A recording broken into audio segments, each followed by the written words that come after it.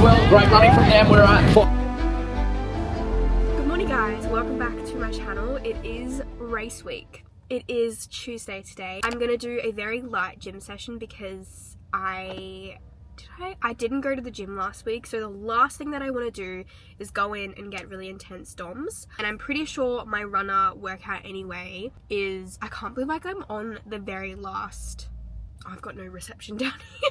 I was gonna say I'm gonna do maybe some like stretching, hopefully not get right neck again. But yeah, and I'm also gonna do a little bit of editing because my gym is really nice and it has like a cafe part. So I've never done it, and I always say to myself, like, I need to make more effort to get out of the house. Because initially when I moved here, the house was exciting and new, but obviously the longer you stay there, it just kind of like feels like home. And I love being home, but for my mental health, it's important to kind of make myself feel like I have gone to work. So I'm gonna do a little bit of editing here and then go home. It's a little bit rainy today, and the weather forecast for Sunday is rain. If it's raining, we can't do anything about it. I'm watching a bunch of people's marathon videos on YouTube, or people running their first marathon, and I'm trying to kind of get excited for it because it's nice to see when other people find it really hard, especially for their first one. I think it's kind of really setting in now that it's coming. It's very soon. It's not me thinking, oh, one day I would love to run a marathon. It's on Sunday. It's this Sunday. And I'm trying to just think about how amazing, well, I'll be in a lot of pain, but I'm trying to remind myself like how good I'm gonna feel when I cross the line. I'm probably gonna cry, realistically. I'm just gonna feel so many emotions because this has been my Roman Empire for the last nearly 2 years, I would say, because I started running at the end of 2022, and here we are with my first marathon. We've got a legs and core workout with very minimal situations. I'm so excited to just do it so that I know what it's gonna feel like, although I can kind of estimate what it's gonna feel like. Let's go do this workout, shall we?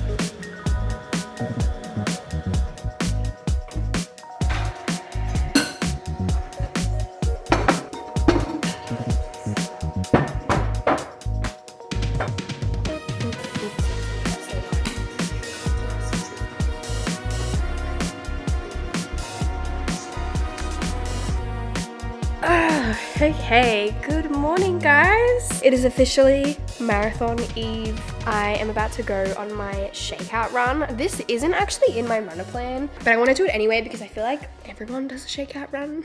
I'm gonna do like literally 4 kilometers, very, very slow, just shaking out the old legs. I think now is kind of setting in that it's tomorrow. I think because I'm still at home, it's not really, doesn't feel quite real yet. Ideally, I would have gone to the Sunshine Coast yesterday, so we had the full day today, but the Airbnb we're staying at didn't have any vacancy yesterday, so it's fine. The good thing is I've got my bib, so I don't have to worry about lining up at expos or anything like that. I do need to still pack. I have not packed at all. And I also want to kind of drive by the course and have a look, if possible, just so I can kind of familiarize myself. I'm feeling a little bit excited, which is nice because this whole time, I'm sure you've heard me, I've been quite negative about it because I'm like, I'm not prepared, da-da-da-da. But I feel like now I'm just a little bit excited to just have fun with it, and whatever happens. Yeah, it's gonna be painful, but it's gonna be fun at the same time. Like, the atmosphere is always contagious. So yeah, we need to pack everything, need to get this shakeout run done, need to get up there. It's like an hour and a half drive to the Sunshine Coast from where we are. The place we're staying is literally so close to the start line, and the place we're staying is really, really nice as well. I'm really glad I nailed it. I like looked at it on maps and it's so close. I was like, so we might even be able to walk to the start line. Yeah, and then hopefully my boyfriend can kind of meet me at certain checkpoints. Oh, and my parents are also coming up and they're going to stay at the Airbnb with us tonight so they can be there tomorrow morning, which is super exciting. Oh, I cannot believe it. Like, what do you mean? I'm just trying to think about how amazing it's going to feel crossing that finish line. Like, I'll probably cry just from the emotion of it. Not necessarily, well, I might cry because I'll be in pain, but it's just, you guys know, this is all I've spoken about for the last year, and running this marathon has just been my Roman Empire. It really has. So yeah, gonna go do this shakeout run. Very, very easy. Come back, shower. I also did my tan last night, so nice and bronzy for race day. Yeah, it's all happening. Oh, and I also got 10 hours of sleep last night. 10 hours, 10 minutes. Well, let me check. Sometimes it adjusts when I get up. But that is great because they always say the night before you usually don't get the best sleep, but the night before is really good to get decent sleep. 10 hours. Can't really get much better than that. So fingers crossed we don't have another repeat of the Gold Coast Half Marathon where I literally didn't sleep. But there were circumstances surrounding that, so I think we will be okay. Also, this is the baddest bod tan. Look how nice it is. I usually like the express one, but this is the one that you sleep in, which I'm not. I don't love sleeping in tans, but this one turns out really nice. Let's go do 4 kilometers.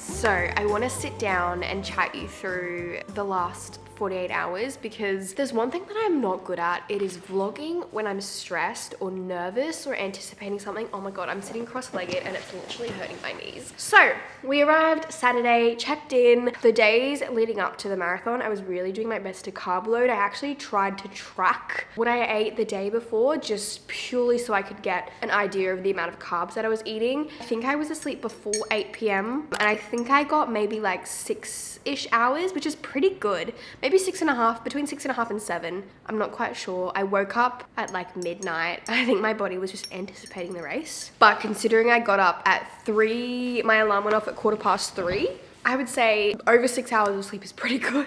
Oh my gosh, and I totally forgot to mention, I forgot to bring my hydration flasks, the little like bottles of water that I stick in my vest. Out of all the things to forget, I wasn't too upset about that. And honestly, for future marathons, I probably won't take them because one, they're quite heavy at the start when you've got them filled with water. Obviously, as you drink them, they get lighter. I'm scared. It's not raining. It's a bit windy though. We got to the start line, everything feels pretty chill. They say to get there at 5 a.m, like usually an hour before the race starts. But honestly, you don't really need to do that because there's nothing that you need to do in terms of, you don't have to see anyone. You obviously might want to warm up and just get your spot, but you've got heaps of time until the gun goes off at 6 a.m. So honestly, as long as you get there before 6 a.m, I feel like you're okay. At this point, I was feeling very, very nervous because I think it was starting to sink in. I was like, okay, it's time. The marathon is here.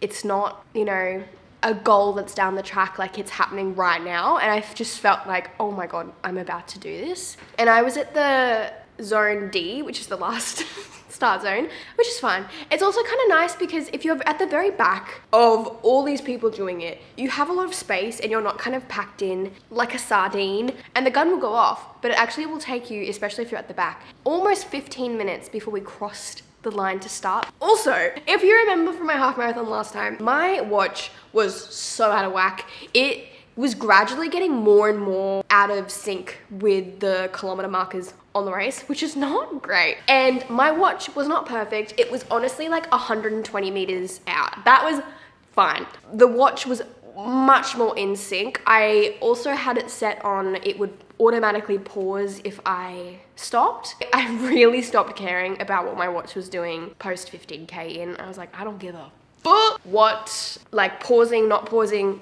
don't care. Also, I know I've gone on and on and on and on and on about my watch debacles, and I don't know if you've noticed, maybe on Instagram, because a few of you have asked me what watch this is. I know I have a problem because this is another watch, but I'm stopping now, okay? I know I tried the Coros, didn't love it, and I just thought, I'm just gonna go back to Garmin, but I did upgrade to the Garmin 965, which has a really pretty screen. So it's not like the typical, I don't know how to explain it, but it almost looks like a Tamagotchi screen or like a Game Boy.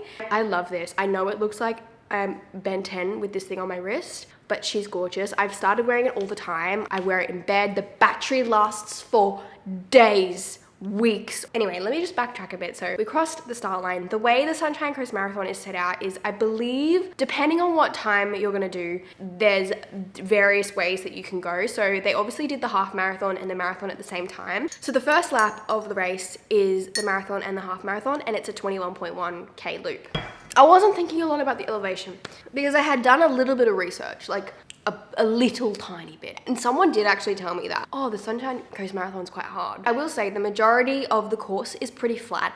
However, there's like a huge hill right at the start, which I guess if you're gonna put a hill anywhere in a race, the start's probably the best to do it. It was such a big incline. And I was like, what do you mean? And the nice part about a hill is usually you do get to go on the decline afterwards. But then right after that, there was another hill. Immediately, heart rate's like, but thankfully, those were the main hills for the most part. There were a couple, because obviously since you are looping the same course kind of, there was a couple times we went back up the hill, but it was a much shorter, thank God. But that definitely, I was like, oh my God, what have I signed up to? Like, this is terrifying. I will say, if you are considering the Sunshine Coast Marathon, it is definitely not pancake flat. That's for sure. There are some hills. Now my pacing throughout this race, I think my average pace was like 7 minutes 30 something in the end, because if you look at my splits, the last 5 kilometers I do all over an 8-minute pace, because I was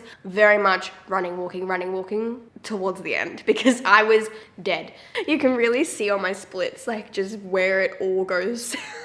My first kilometer was 7:04. From there, I'd pretty much hover around just under a 7-minute, sometimes 6:30 minute pace, which fine. And then from about 24, nope, from about 23k on is when it all just goes south. My slowest lap was 8 minutes 52 seconds. No, it was 8:55, and that was kilometer 40. Because yeah, at that point, I really was running and walking. I think my walk time, according to my Garmin, was like 50 something minutes, which when I saw that, I was like, oh my God, that's so bad. But running a marathon is freaking hard. It is so much harder than social media makes it look. And obviously there are people out there who are just naturally quite gifted long distance runners, and people can pick it up after 6 weeks of training and they can do a sub 4-hour marathon. Those people exist. I am not one of those people. I have to work really, really, really hard to be decent at it, because I'm just not a naturally good long distance runner. Never have been. That is the reason why I started running in the first place. I think obviously next marathons is when I'm gonna maybe focus a little bit more on a time goal and working out how to avoid the crash and burn. And I ended up having all 7 of my gels, because I do believe I am the kind of person that I need to fuel regularly. Like I don't think I can fuel every 40 minutes. Like I had set up a timer on my watch that every half an hour it would it would alert me to eat. And I was trying to have my gels pretty slowly, like not just gobble them down. One thing that was very, very helpful, and I honestly don't know if I would have gotten through the race without it, is my partner. He was incredible for the race. He was on the phone with me a lot, honestly. On it, like sometimes I wasn't even talking and he was just, you know, trying to get me through it, because there were a lot of moments, particularly in the first half, because that first half, it's hard because you're not even halfway yet and the finish line just feels so far away and you have so much doubt, like, holy shit, I have so much to go. I'm not even halfway yet. And that is when my doubt was the strongest, because once you pass that, even the halfway, and then once you pass the 30 kilometers, I was like, I know I'm gonna finish and I know it's gonna take me a while, but I'm gonna finish. Whereas that first half, the doubt is telling you, I don't think you can do this. This hurts too much. You're not strong enough, and da-da-da-da. I was very grateful to have him there, and he actually saw me at multiple points. He actually gave me 2 Powerades. They had like 35 grams of sugar and carbs, which is great. And I actually think that helped a lot. It did give me a little bit of boost, and he also gave me some Sour Patches at one point, because I actually did finish my gels, I want to say like around the 35k mark. Yeah, and I also did have those salt electrolytes. I don't think it mucked up my gut, like I didn't get any cramping. I did have to stop at about 15 kilometers and go to the toilet, unfortunately, and that probably took like 5 minutes because I did have to do a poo.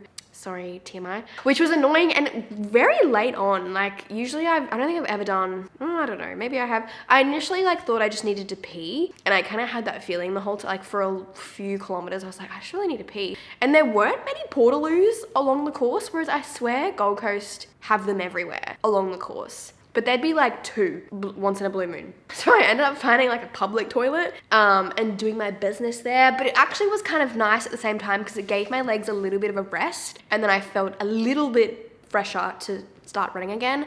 But that obviously took a big chunk out of my time. And then I saw the 5-hour paces and I was just like, goodbye. So we're past the 21k mark. This is when the laps start to change. Oh my God. And if you've ever done a race where you're doing a marathon at the same time as a half marathon, because obviously we're looping around, like looping back around to where you finish. And the first time you finish that first lap, you see all the half marathoners going towards the finish. And then there's a sign and it's like 42.2k, like this way, second lap. And I was like, oh my God. And you just have to go past the finish and keep going because you're not even close to be finished. And it's just a heartbreaking moment. And oddly enough, even though my time was 5 hours, 22 minutes, it felt like it went quite quickly. I say that now, but I don't know if my brain's just skewed because I was delirious. And I think what really did help me is the walking and the running, because I could not have run that whole thing. It's just the fatigue in my legs that I get is just so painful. I kept stopping to stretch out my legs and my calves and my glutes and stuff like that, which I'm not mad about. And I think that is obviously something that I'm gonna get better at over time, doing more regular 30K runs. It's just something that I'm gonna have to practice. It's like when I did my first 10K and I thought that was the hardest thing I've ever done. Actually, no, Connor, a marathon will be the hardest thing you ever do. Post that 25K mark was a lot of walking and running, a lot more of it kind of switching between the two post that 35K mark. 35K is interesting because you feel like the finish is only 5K away, but really it's 7K away because it's not 40K, it's 42K. But oh my goodness, when you hit that, when you see that 40-kilometer sign, it is like joyous. And at that point, you're almost like excited and it still hurts, but you almost like don't care that you're walking and running. And I was like, I don't really need to rush this. Like, I don't need to try and do a sprint finish. I'm like, who are you sprinting for, Connor? It's been 5 hours. But when you see the 40 and then the 41, and then I remember I passed this lady and she gave me like a lolly snake and she's like, we got a mile to go. And then the way they set up kind of the ending, it's like you've got these barricades on either side. So you feel like you're low-key an Olympian. Not really. It is the coolest feeling, and I wish I could relive that over and over again. I put on the song You're On Your Own Kid, Taylor Swift, because I remember specifically this training run where I was back at the old house and I was running and I had that on and I was feeling quite emotional because it's just such a good, you've got this, you're on your own, you can do it, no one can do it but yourself type of thing. And so I put that on and I was like, ah! Like, you kind of get goosebumps like thinking about it now. And it's the part where you have all the tents of like businesses and hundreds of people either side of these barricades, and then you kind of turn the corner and you can see it. And it's just, I have never felt anything like that. Even finishing my half marathon does not even compare to this.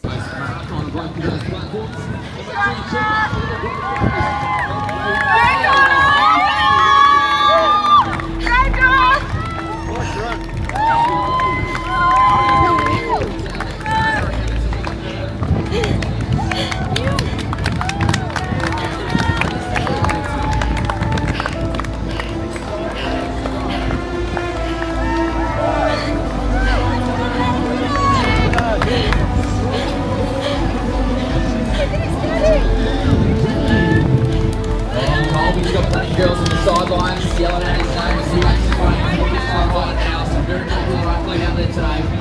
The ladies are coming through as well. Great running from them. We're at 5 hours. That feeling alone makes me want to do another marathon because it's just like, it's just pure sense of achievement and I did this, and it's just incredible, especially since it was so hard.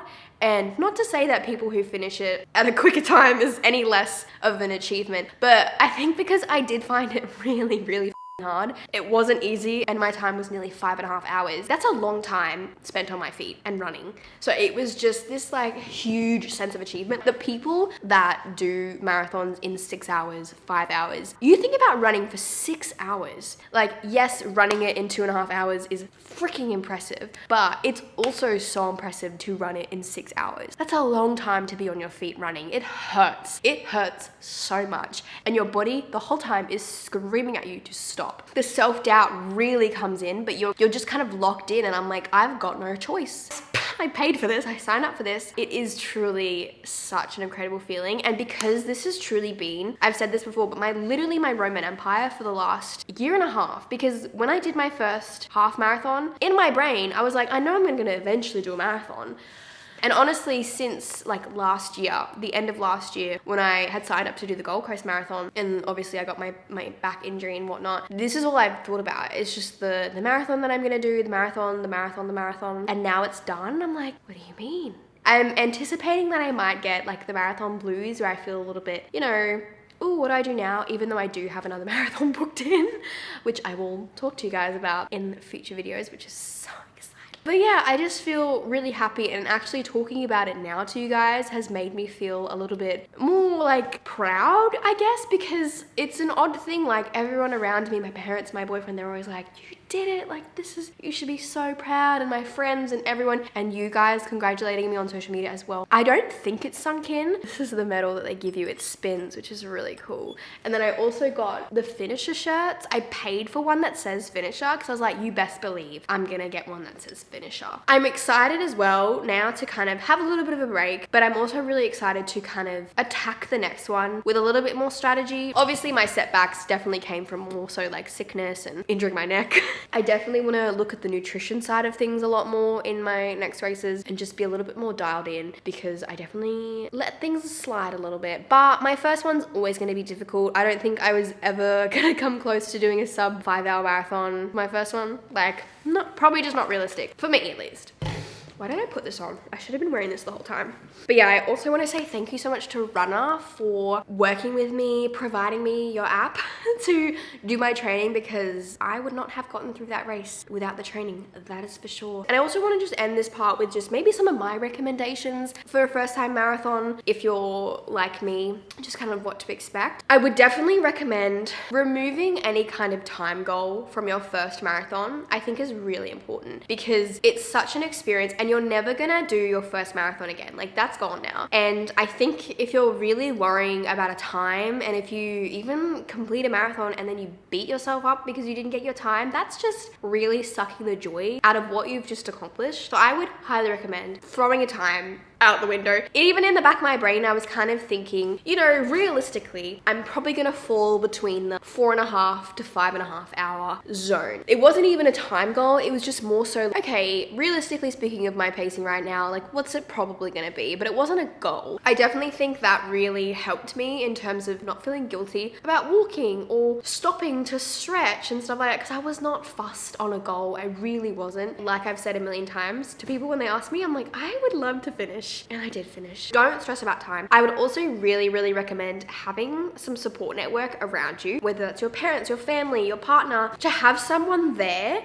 with you at this type of an event, especially for a marathon, I think is very, I don't want to use the word important, because obviously not everyone has that luxury, but my goodness, it made such a difference. I don't think I could have done that without my boyfriend and his support. It really helps. Running a marathon is an individual thing, but it's also a team thing. He was like joking that he was like my pit crew, because he really was. He was there for me at multiple different points. It really did help get me through the race, and seeing my parents a few times on the course, like, it just, even though it's such a quick passing, it just makes such a difference. Another thing I will say is really try and make sure that you have got your electrolytes sorted. I saw so many people clearly cramping, and I definitely think, even though my legs get sore and my feet get sore, I didn't get any cramping. Like, I didn't get any like, holy shit, I have a cramp in my hamstring right now. I was very diligent with taking the salt tabs. I had my electrolytes. I had 2 Powerades. I was very ensuring that I made sure I was keeping up with my salts, which is really important. I don't think a lot of people think about that. You know, a lot of people are like, yep, making sure we have gels and stuff like that, but salts, it's a big one. It's a big one.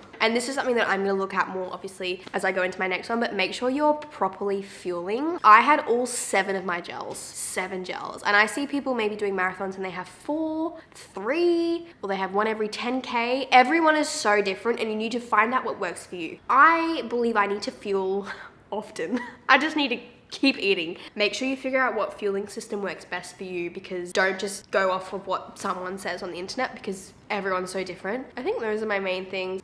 Can you believe it's done? Thank you so much again for all the love on stories, on Strava and everything like that. Like, I still can't believe it. Like, it doesn't feel real. What do you mean I've done a marathon? Thank you so much. I'm definitely gonna still relax today. I think tomorrow we're actually gonna leave pretty early to get back home, because today's Monday, so need to dive into the week. We did it! I'm a marathoner! Which, what's that? That TikTok has that statistic, less than 1% of people will complete a marathon in their life, and I am one of them. Yeah!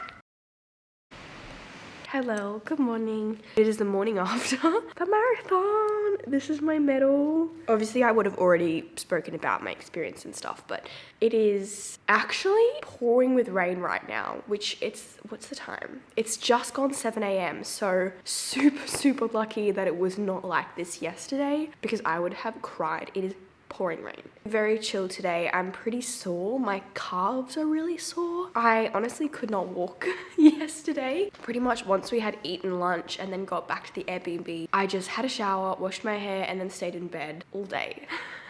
The plantar fasciitis in my foot is definitely a bit sore, which go figure. So we're hoping that we can kind of subside it today by actually moving around. And I'm definitely feeling quite tired. I did go to sleep very early last night, but obviously it's gonna take a little bit to get better.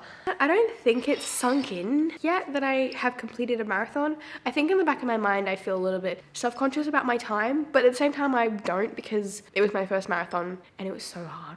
It was so hard, and I'm just proud of the fact that I completed it. I posted the map of it on Strava.